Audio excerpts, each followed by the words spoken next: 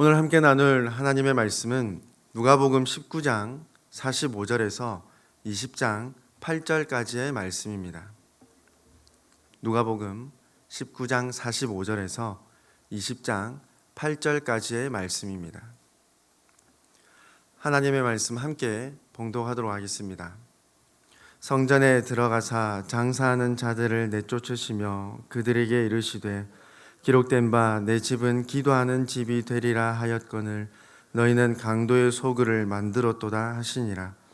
예수께서 날마다 성전에서 가르치시니 대제사장들과 서기관들과 백성의 지도자들이 그를 죽이려고 꾀하되 백성이 다 그에게 귀를 기울여 들으므로 어찌할 방도를 찾지 못하였더라. 하루는 예수께서 성전에서 백성을 가르치시며 복음을 전하실세 대제사장들과 서기관들이 장로들과 함께 가까이 와서 말하여 이르되 당신이 무슨 권위로 이런 일을 하는지 이 권위를 준 이가 누구인지 우리에게 말하라. 대답하여 이르시되 나도 한 말을 너희에게 물으르니 내가 말하라. 요한의 세례가 하늘로부터냐 사람으로부터냐? 그들이 서로 의논하여 이르되 만일 하늘로부터라 하면 어찌하여 그를 믿지 아니하였느냐 할 것이요 만일 사람으로부터라 하면 백성이 요한을 선지자로 인정하니 그들이 다 우리를 돌로 칠 것이라 하고 대답하되 어디로부터인지 알지 못하노라 하니 예수께서 이르시되 나도 무슨 권위로 이런 일을 하는지 너희에게 이르지 아니하리라 하시니라. 아멘. 수많은 사람들의 환대와 함성 속에 드디어 예수님께서 예루살렘에 도착하셨습니다. 그리고 오늘 45절 말씀처럼 가장 먼저 성전을 찾아가셨음을 알 수 있습니다. 예수님이 12살 되셨을 때에 예수님의 부모가 유월절을 예루살렘에서 보내고 돌아가다가 예수님을 찾지 못했습니다. 찾고 찾다가 결국 예루살렘 성전에서 찾게 되죠. 그때 예수님께서 하신 말씀이 있습니다. 예수께서 이르시되 어찌하여 나를 찾으셨나이까? 내가 내 아버지 집에 있어야 될 줄을 알지 못하셨나이까 하시니. 이렇게 말씀하신 이유는 예수님께서 평범한 인간으로서 하나님과의 관계를 말씀하신 것이 아니라 성자 하나님으로서 성부 하나님과의 관계를 직접 말씀하신 것이죠. 즉 당시 예수님께서는 하나님께서 맡기신 구원 사역에 대한 이해와 인식이 분명하셨던 것을 우리는 알 수 있겠습니다. 이 점을 생각할 때에 예수님께서 예루살렘에 입성하셔서 가장 먼저 성전에 들어가셨다는 것은 당연한 과정이라 할 수 있겠습니다. 곧 예수님께서 하나님의 아들로서 품으시는 그 열정과 하나님의 아들로서 가지시는 그 권세는 당연하다는 것입니다. 이와 같은 예수님께서 어떻게 말씀하십니까? 어떻게 또 행동을 취하시는지요? 성전에서 장사하는 사람들을 모두 내쫓으십니다. 이 모습을 기록한 말씀들이 사복음서에 모두 기록되어 있습니다. 오늘 본문과 함께 마태복음 21장, 마가복음 11장, 요한복음 2장의 기록들을 종합해서 살펴보면 예수님께서는 노끈으로 채찍을 만드시고 성전에서 물건을 파는 사람들을 모두 내쫓으시며 그들이 펼쳐놓은 모든 상들을 뒤엎으십니다. 사실 마태, 마가복음과 비교해 볼 때에 예수님께서 성전에 들어가신 시간적 순서는 조금씩 차이를 두고 기록되었음을 보게 됩니다. 마가는 오늘 본문의 사건을 무화과나무 저주 사건과 연결된 내용으로 기록하며 예루살렘 입성 다음 날로 기록합니다. 한편 누가는 무화과나무 저주 사건을 기록하지 않았으며 오늘 사건은 예수님께서 예루살렘에 입성하신 당일에 일어난 것처럼 기록하고 있습니다.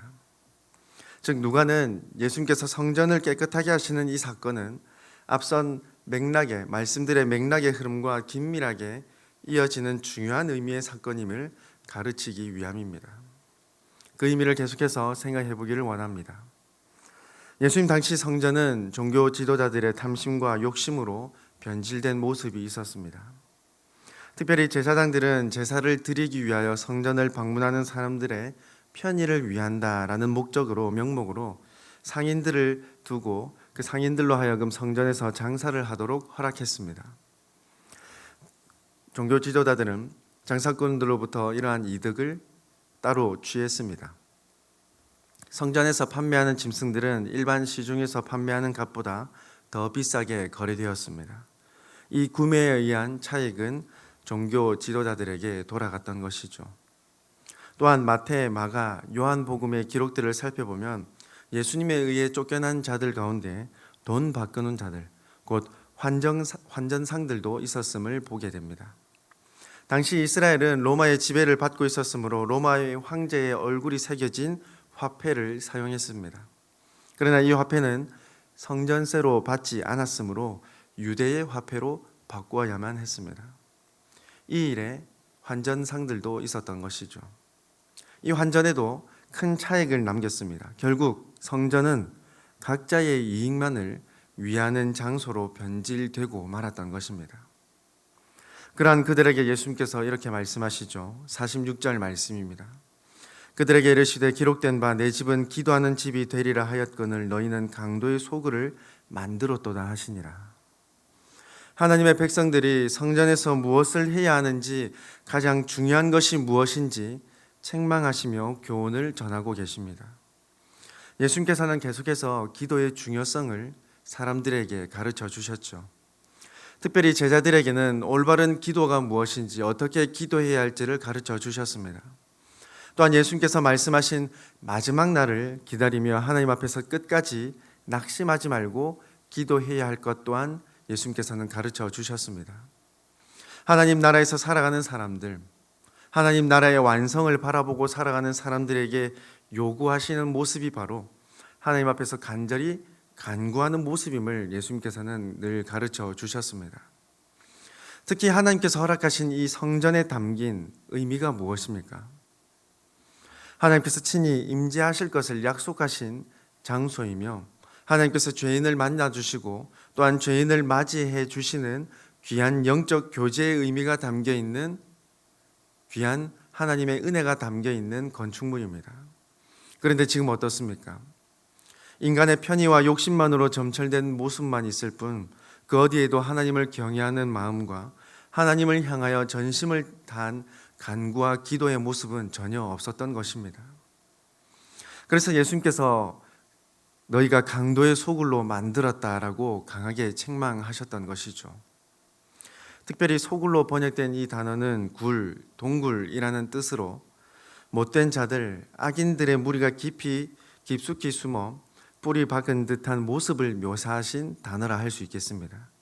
그래서 소굴이라는 표현으로 예수님께서는 책망하셨던 것이죠. 성전은 하나님께서 허락하신 은혜의 장소이므로 하나님의 은혜와 하나님의 사랑만이 드러나야 하는데, 하나님을 사모하는 마음만이 가득해야 하는데 사람의 욕심과 악하고 부패한 마음만이 가득했다는 것입니다. 이후 예수님께서는 성전에서 날마다 가르치십니다. 성전에 뿌리 깊이 박혀있던 악한 모습들 뿐만 아니라 악한 마음, 그 중심들을 정화하시며 하나님의 말씀으로 지금 회복하고 계신 것입니다. 그러나 종교 지도자들은 어떻습니까? 자신의 욕심과 욕망이 좌절되자 예수님을 적극적으로 죽이려 합니다. 그러나 앞서 말씀을 통해서 생각했듯이 그들은 사람의 눈을 철저히 의식하는 사람들입니다. 예수님의 말씀에 열심히 경청하는 백성들을 보고는 예수님을 어찌할 수 없게 되죠. 20장 1절에서는 계속해서 이어지는 말씀이 계속되는데, 특별히 예수님께서는 복음을 증거하고 계셨음을 기록합니다. 즉 예수님께서는 예수님 당신을 통하셔서 하나님의 정의와 공의, 사랑과 긍휼을 가르치시며 하나님 나라를 전파하고 계셨던 것입니다. 그때 대제사장들과 서기관들이 장로들과 함께 예수님께 나아옵니다. 그리고 오늘 본문 20장 2절 말씀처럼 예수님을 대적하기 위하여 나왔습니다. 대제사장, 서기관들, 장로들은 당시 유대 사회에서 최고의 권위를 가지고 있던 산헤드린 공회의 회원들임을 알 수 있습니다. 앞서 예수님께서는 성전의 모든 장사꾼들을 쫓아내셨고 지금 예수님께서는 적극적으로 성전에서 말씀을 증거하며 가르치시고 계십니다. 산헤드린 공회의 입장에서는 성전 책임자인 자신들에게 허락도 받지 않았을 뿐만 아니라 마음대로 사람들을 가르치시는 예수님께 크게 분노하고 있었던 것이죠. 그래서 매우 적대적인 반응과 위압적인 태도로 예수님께 항의합니다. 당신이 무슨 권위로 이런 일을 하는지, 이 권위를 준 이가 누구인지 우리에게 말하라. 예수님에게 어떤 권한으로 장사하는 사람들을 쫓아내었으며 날마다 말씀을 가르치시는 이 권위는 누구로부터 주어졌는지를 물어보고 있는 것입니다. 그러나 그들에게 답은 이미 정해져 있죠. 당신에게 그러한 권한을 준 사람은 아무도 없으며 당신이 이러한 일을 할 수 있는 권위는 아무것도 없다라는 것입니다. 또한 이 항의는 예수님을 피할 수 없는 곤경에 빠뜨리라는 의도임을 알 수 있습니다. 산헤드린 공회는 당시 로마 정부에서 인정한 유대인 단체로서 성전을 관리할 권한을 부여받았던 모임입니다. 즉 예수님의 이와 같은 행동은 로마 정부에게나 또 유대 사회에서나 있을 수 없는 일이라는 것이죠. 그때 예수님께서는 도리어 그들에게 한 가지 질문하십니다. 4절 말씀이죠. 요한의 세례가 하늘로부터냐 사람으로부터냐? 누가복음 말씀에서는 예수님의 질문으로만 끝나고 있지만 병행 복문인 마태, 마가복음 말씀들을 살펴보면 너희가 대답을 한다면 나도 답하겠다라는 말씀이 있습니다. 사실 세례 요한에 대한 대답을 요구하시는 이 질문은 예수님의 권한으로 직결됩니다. 예수님께서 세례 요한에게 세례를 받으실 때 분명히 드러난 진리가 무엇입니까? 마태, 마가, 누가복음 말씀들을 살펴보면 예수님께서 세례를 받으실 그 당시 성령 하나님이 비둘기같이 하늘에서 임하셨습니다. 또한 하늘로부터 들린 음성이 있었는데 그 음성에 관하여 이렇게 기록합니다. 마태복음 3장 17절 말씀입니다. 하늘로부터 소리가 있어 말씀하시되 이는 내 사랑하는 아들이요 내 기뻐하는 자라 하시니라. 성부 하나님께서 직접 예수님이 누구이신지 계시하셨고 밝히 드러내 주셨습니다. 즉 예수님께서 세례 요한에 대한 질문의 답 또한 정해져 있죠. 하늘로부터 임한 예수님, 곧 성자 하나님이심이 세례 요한의 세례로부터 명백히 드러났습니다. 그러므로 세례 요한의 세례의 권위 또한 하늘로부터 곧 하나님께로부터 주어졌다는 것을 인정할 수밖에 없는 것이죠. 그러나 지금 종교 지도자들의 모습을 보십시오. 5절부터 6절까지 기록된 그들의 모습이 무엇입니까? 그들은 고민하고 있습니다. 만약 세례 요한이 하나님께로부터 하늘로부터 권한을 부여받았다고 말한다면 사람들이 물을 것입니다. 그러면 왜 세례 요한을 선지자로 믿거나 따르지 않았는가? 세례 요한이 잡혀 죽음을 맞이할 위기 속에서 종교 지도자들 또는 산헤드린 공회에서는 별다른 행동을 취하지 않았습니다. 또한 그들이 걱정하는 백성들의 질문으로 볼 때에 이들은 그리고 종교 지도자들은 세례 요한을 선지자로 따르지도 않았으며 믿지도 않았음을 충분히 알 수 있습니다. 한편 지극히 인간적인 권위로 행했다라고 대답한다면 세례 요한을 선지자로 믿는 백성들로부터 신성모독죄에 대한 비난 또는 심지어 돌로 맞을 위험이 크다는 것을 지금 종교 지도자들은 깊이 고민하고 있는 것이죠. 그래서 그들은 모른다라는 대답으로 예수님의 질문을 회피합니다. 오히려 지금 산헤드린 공회의 구성원들, 종교 지도자들이 곤경에 빠져버린 것이죠.